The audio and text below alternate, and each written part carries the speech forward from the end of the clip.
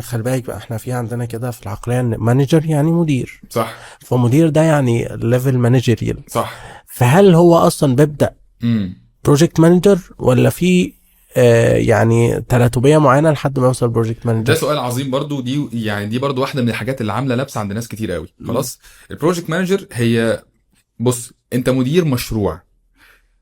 ده معناه حاجتين: اما ان انت تبقى تاسك مانجر او بيبل مانجر، او الحاجه الثالثه اللي هي الاثنين بالظبط. يعني انت اما تكون انت شخص مدير مهام، او انت مدير اشخاص، او انت مدير مهام واشخاص.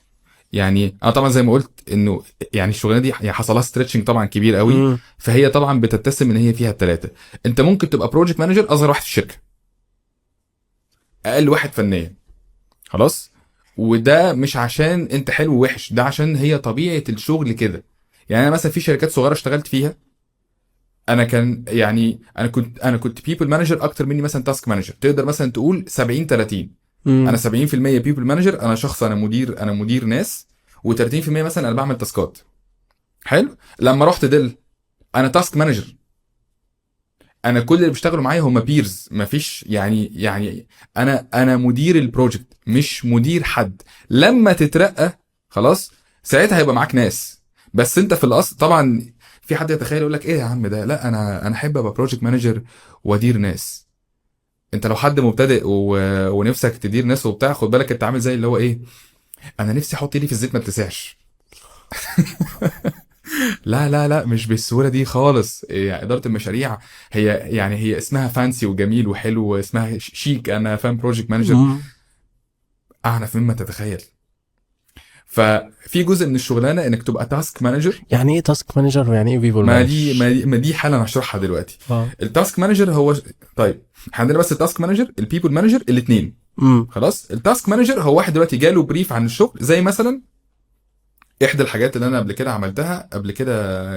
يعني كنت بروجكت مانجر في ماركتنج ايجنسي. امم. انا بيجي لي البريف بتاع البروجكت: والله دلوقتي احنا عندنا كامبين هنعمل 1 2 3، المفروض نسلم العميل كذا كذا كذا كذا، او نسلم العميل مثلا الحاجات دي.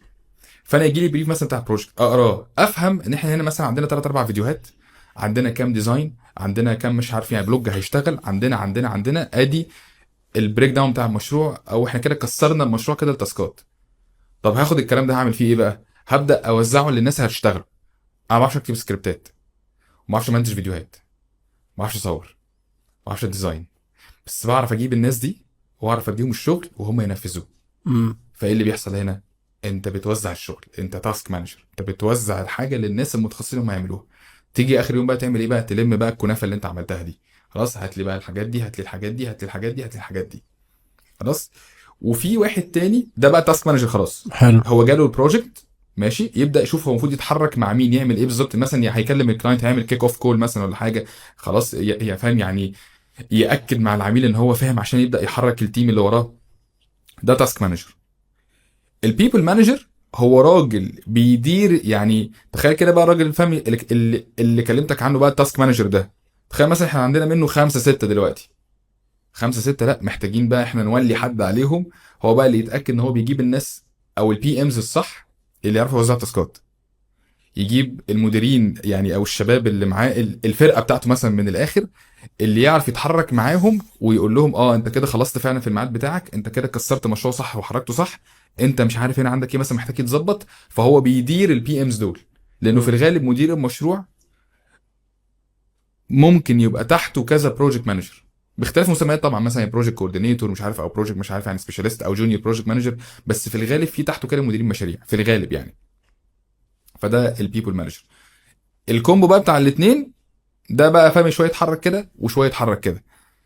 لو تسالني ايه اصعب واحده فيهم، البيبول مانجر.